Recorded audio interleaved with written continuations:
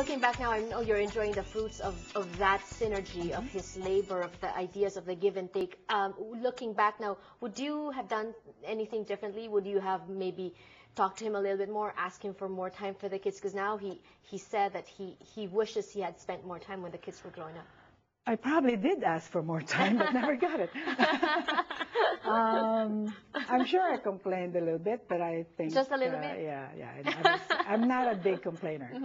I mean that's my personality, I guess, and that probably made a big difference in our marriage. I don't think so. I don't think I would have changed anything because I think the kids now have you could see that they're also very passionate and motivated about what they're doing, and I think that's because that's what they saw in their dad. So what about having to share him with all these causes that community causes that he's supporting? Well, I'm there with him, so we're both doing it. So it's both our passion to really help the Philippines. So what's the best thing about being married to Dado? Well, he's a kind man and a good person, like he wants to be. I mean, he really is. He really is. And that's the one thing we also tell our kids. It's, if nothing else, you have to be a good person. You know, you don't have to be wealthy or succeed in anything else, but being a good person. We're really proud of our family because people meet us and they say, "Oh my God, you're so down to earth, and your kids are so down to earth and well grounded," and we're happy to hear that because that's a big accomplishment for us. What's the most difficult thing about being married to him? He's being obsessive compulsive. Really? It bugs you also? Well, sometimes when he gets upset about something, not towards any of the family, but more when he gets upset with people because it's not done his way.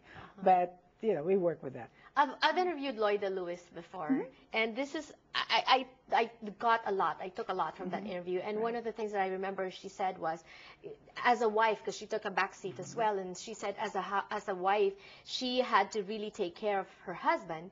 Never mind what she was hearing, never mind, you know, if he came home angry, she still always maintained that composure because she felt that the husband was out fighting dragons, and so he wanted for the home to be like a safe haven for the husband. And kahit na raw umuwi ng late, she'll be, "Kumain ka na ba?" and she'll still serve him and all that. No questions asked who he was with.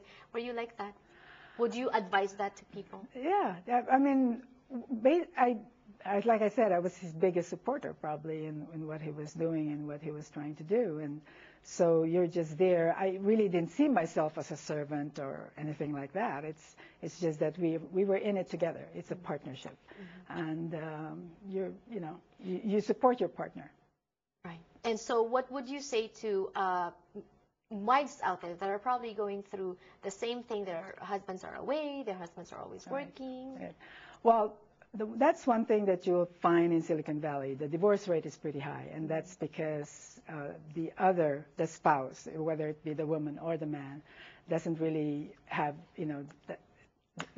hasn't really given that full support to what their partner is doing. So that's a key thing. I mean, if you want to be successful in business, if you're not doing it together, you have to be the person who's right there backing it up. If the family doesn't support it, it's going to be difficult. What about as a mom? What advice would you give to moms out there, especially here in the States? You went through that too, working and raising kids. What advice would you give them?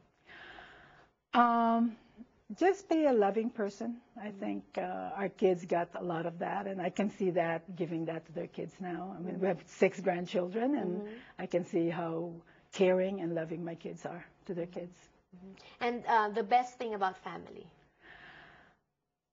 Togetherness, I think, is pretty key. I mean, even during those times when we didn't really have that much time together, we would still have very, very quality time together. I mean, we didn't have money then to go on big trips or take big planes or anything like that, but we had a camper van that we went on camping trips on. Right. And it's amazing how that camper van to this day is a very key experience for my children.